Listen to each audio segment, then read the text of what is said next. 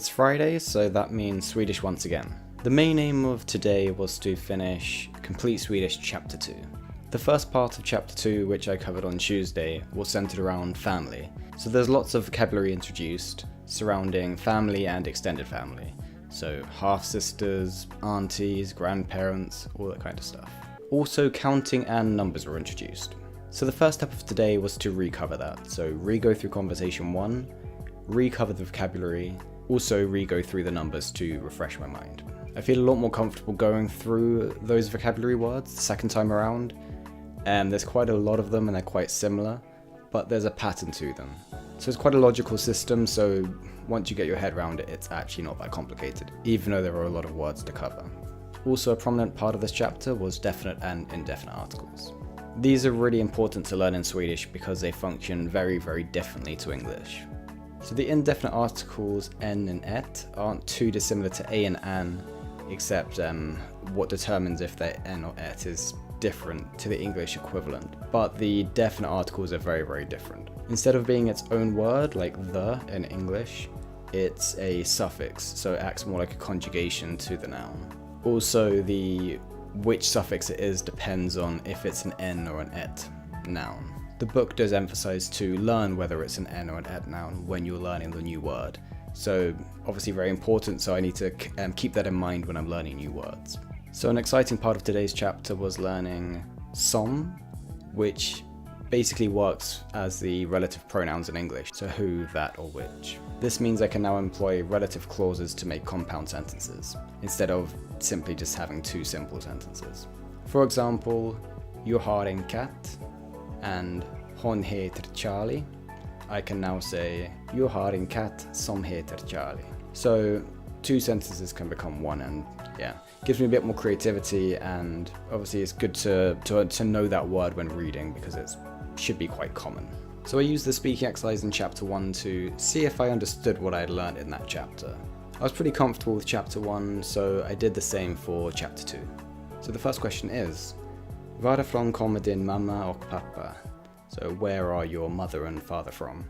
So for me, min mamma kommer från England och min pappa kommer från Jamaica. The second question, var bor du? Where do you live? And me, jag bor i Liverpool med min flickvän. So the third question, bor du i lägenhet eller hus? Do you live in an apartment or a house? And for me, jag bor i lägenhet. I live in an apartment. So the fourth question, har du syskon? Do you have siblings? And yes, so jag har en bror som heter Harvey och en syster som heter Laura. Now, although I can answer those questions and I definitely feel improvement and I have learned something from this chapter, I'm not 100% comfortable with the content yet. And the main reason for that is vocabulary. So before I start chapter 3 next week, what I'm going to do is produce some flashcards. Maybe in Anki, I haven't decided yet, but I'll either do this on Sunday or early on Tuesday when it's the next Swedish day. The grammar I'm fairly comfortable with, far from perfect, but comfortable. But the vocabulary, there's a lot to learn, and I don't really want to start chapter 3 and have even more words, so get these down first and then I can progress on to chapter 3 and hopefully just learn a bit more in general. So far I'm really enjoying Complete Swedish. I feel as though I'm learning a lot, and there's lots of grammar, there's lots of vocabulary, but on top of that there are dialogues, there are listening exercises which I can find online. And yeah, I'm kind of covering all bases. I'm getting the reading, I'm getting the speaking as well, because there are good enough exercises, so it's a well-rounded book, I feel. It's nice to have material to look forward to digesting. So yeah, I'm looking forward to Tuesday when I can actually start chapter 3. So I view that as a good thing. Next was memorize, so the Swedish reviews to begin with. There weren't too many today, so got that out of the way pretty quickly, and then it was to introducing some new words. I was on 89, but now my tally is up to 102. I'm probably looking to boost that up to about 150 next week, So hopefully on Tuesday and on Friday next week I can push that up a bit more. Then it was Spanish Memorize.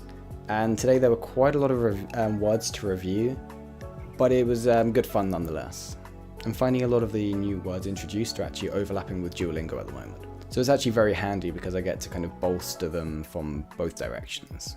So one day I'll learn it in Duolingo and then it'll be introduced in Memorize, or I'll learn it in Memorize and then I'll see it introduced in Duolingo. So they kind of bounce off of each other. I'm only on 40 words so far.